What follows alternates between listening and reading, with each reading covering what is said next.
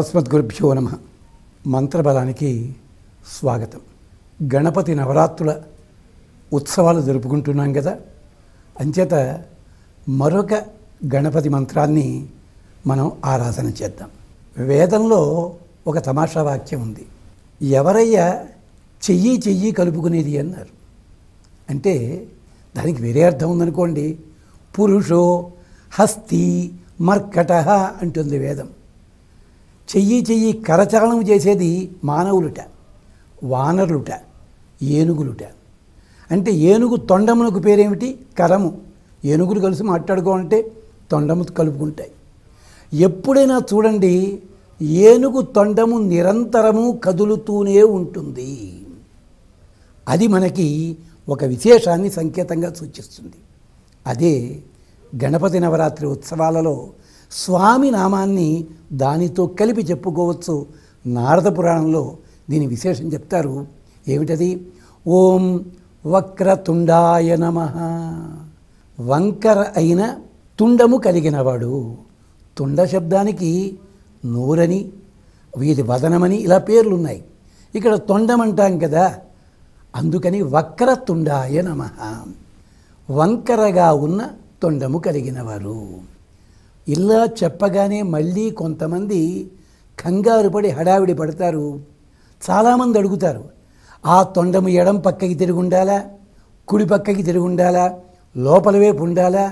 అయ్యా అమ్మా, ఇవన్నీ కూడా ఆయా ఉపాసనలు చేసే పెద్దలు ఉంటారే, తంత్రశాస్త్ర సంబంధానికి సంబంధించి అదిగో వాళ్ళకు ఉపయోగం తప్ప నిరంతరము నిత్యము ఆరాధన చేసుకునే వాళ్ళకి దీనివల్ల ఇబ్బంది ఏమీ లేదని గమనించండి దయచేసి. అంటే ఇలాగే ఉండాలి అని అర్థమేం లేదు. అక్కడ ఏమన్నారు? వక్రతుండాయ నమః అని చెప్పారు. వంకర అయిన తొండము కలిగినవాడు.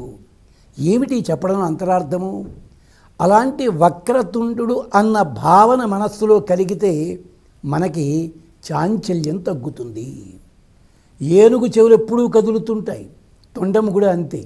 అలాంటి సన్నివేశాన్ని జ్ఞాపకం చేసుకున్నట్టయితే, మనస్సులో నిలుపుకున్నట్టయితే బుద్ధి చాంచల్యం తొలగుతుంది. రెండవది, విఘ్నములు తొలగిస్తాడు. వక్రతుండుడన్న స్వామి ఆరాధన వల్ల మనకి సర్వ విఘ్నములు కూడా తొలగిపోతాయి. ఇక మూడవది, ఆధునికులందరికీ కూడా ఉపయోగమైనది నిరాశ, నిస్పృహ, అలాగే ఒత్తిడి, మానసికమైన ఒత్తిడి, వీటన్నిటినీ తొలగిస్తాడు స్వామి ఆయన్ని ఆరాధన చేసినట్టయితే. ఈ వక్రతుండు అన్న రూపంలో ఉన్న స్వామి పక్కన ఉండే లక్ష్మీ స్వరూపానికి పేరేమిటో తెలుసా? నవరత్న లక్ష్మి అని చెప్పి. అంటే మళ్ళీ దీనికి మళ్ళీ వేరే గాథ ఉన్నది.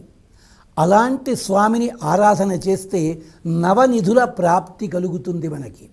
నవనిధులంటే కేవలము ధనం మాత్రమే కాదు, మనలో ఉండే నవావరణల సంశోధన జరుగుతుంది. ఇది జరుగుతుంది. స్వామి పాశ, అంకుశ, వరద, అభయహస్తములు. చూడండి, అభయహస్తం ఒకటి, వరదహస్తం ఒకటి, పాశం ఒకటి, అంకుశం ఒకటి. అంకుశం దేనికి సంకేతమో తెలుసా? ఏనుగు అంత బలమైన జంతువు అయినప్పటికీ చిన్న అంకుశానికి లొంగిపోతుంది. భగవంతుడు కూడా అంతే. అంతటి సర్వశక్తిమయుడు మనం చెప్పే చిన్న మంత్రము అంకుశం వలె పనిచేస్తుంది.